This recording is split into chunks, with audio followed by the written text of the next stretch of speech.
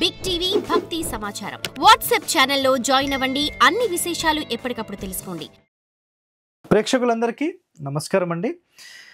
చాలామందికి ఒక అనుమానం ఏంటంటే, సార్ బ్రహ్మస్థానంలో గుంత ఉండొచ్చా?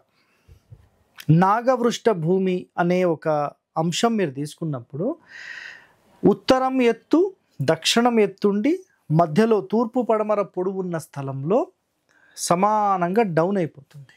మరి అలాంటి స్థలం ఉంటే ఎలాంటి లాభ నష్టాలు ఉంటాయి? అర్థమైందా? ఒకటో కండిషన్.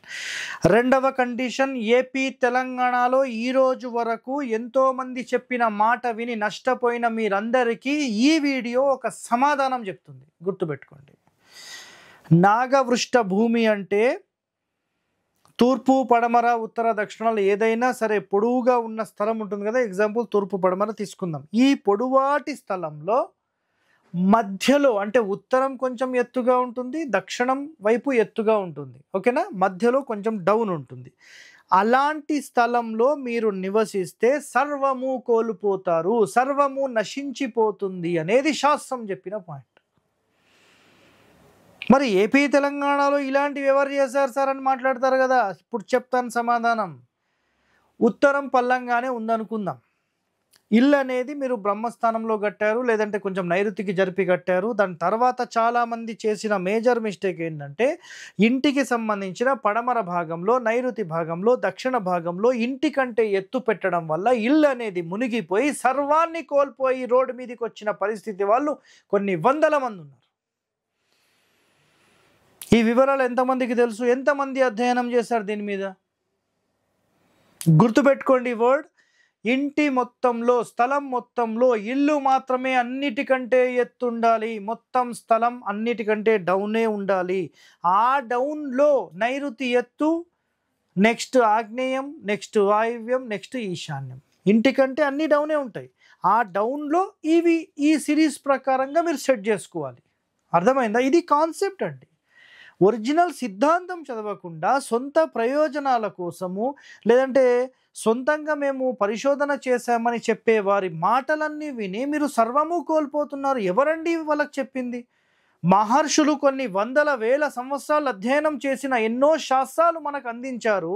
అలాంటి శాస్త్రాలు మనం పాటించాలా, లేకపోతే సొంతంగా మాకు మేము అన్నీ తెలుసుకున్నామనే దానికి పాటించాలా? మీరు అర్థం చేసుకోండి.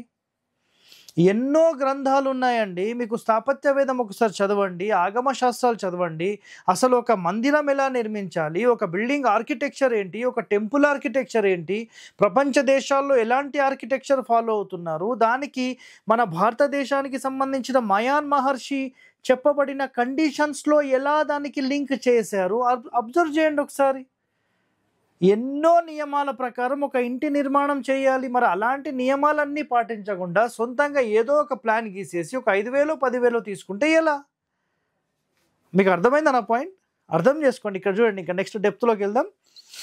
నాగవృష్ట భూమి అంటే తూర్పు పడమర పొడవుగా ఉండి మధ్యలో స్లోప్ ఉంటుంది. అంటే బ్రహ్మస్థానం నుంచి పడమర వైపుగా, బ్రహ్మస్థానం నుంచి తూర్పు వైపుగా స్లోపే ఉంటుంది.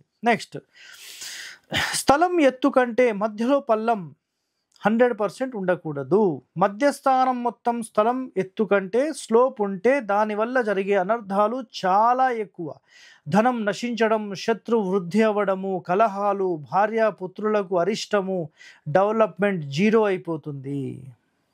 అర్థమైందా మీకు? చాలా చాలా డేంజర్గా ఉంటుంది. అయితే సార్ మీరు మరి ఇంటి మధ్యలో డౌన్ ఉండొద్దు అని చెప్పారు. రైట్, ఓకే, మీ మాట మేము వింటాం.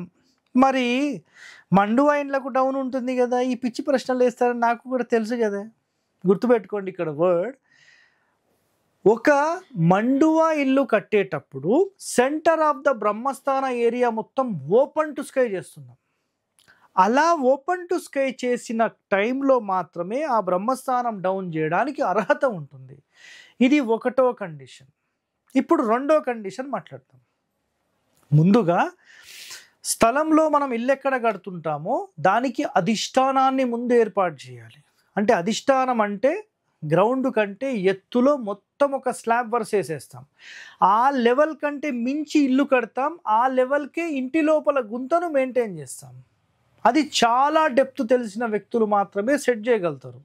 మీరు ఇలాంటి క్యాలిక్యులేషన్ తెలుసుకోవాలంటే ఇంటి బయట కూర్చోడానికి అరుగులు, ఇంటి లోపల బ్రహ్మస్థానం హైటు 2 ఒక్క లెవెల్లో చేస్తారు. ఇది చాలా పెద్ద సీక్రెట్. ఏ ఇంటి లోపలైతే బ్రహ్మస్థానం ఓపెన్ ఉండి, గుర్తుపెట్టుకోండి, ఓపెన్ ఉండి మధ్యస్థానం డౌన్ ఉన్నా వాళ్ళకి ఏమీ కాదు.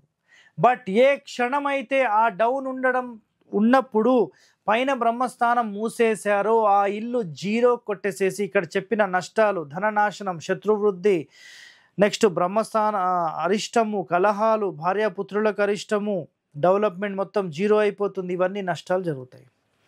100% గుర్తుపెట్టుకోండి, బ్రహ్మస్థానం డౌన్ ఉండొచ్చు, బట్ ఓపెన్ టు స్కై ఉండాలి.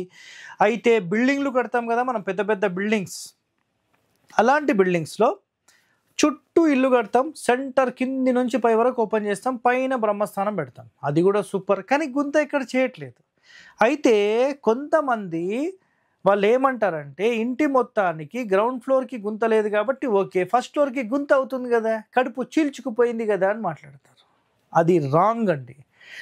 ఇంటి బ్రహ్మస్థానం అనేది ఖాళీగా ఉండి ఓపెన్ ఉంటే దానికి మించిన అదృష్టవంతులు ఆ ఇంటి లోపల పుట్టారు.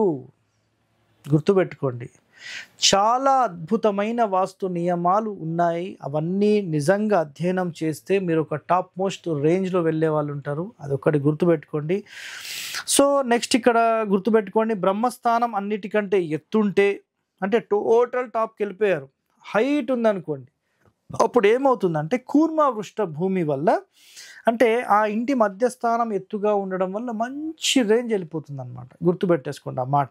ఓకే, నెక్స్ట్ సౌత్ హైట్ ఉండాలనేది 100% వాస్తవం, పడమర ఎత్తు ఉండాలనేది 100% వాస్తవం, సో నైరుతి ఎత్తు ఉండాలనేది 100% వాస్తవం. ఇందాక మీకు కండిషన్ చెప్పాను, స్థలం మొత్తంలో ఎత్తు ఉండాలి కానీ ఇంటికంటే ఎత్తు ఉండొద్దు. ఇక్కడ చూడండి, మధ్యే నీచం అర్ధహాని అన్నారు. అంటే మధ్యస్థానం ఎప్పుడైతే డౌన్ అయిపోయిందో ఆటోమేటిక్గా అర్ధహాని, అర్ధ అంటే డబ్బులు హాని అయిపోతాయి. క్లియర్గా వర్డ్ చెప్పేశారు.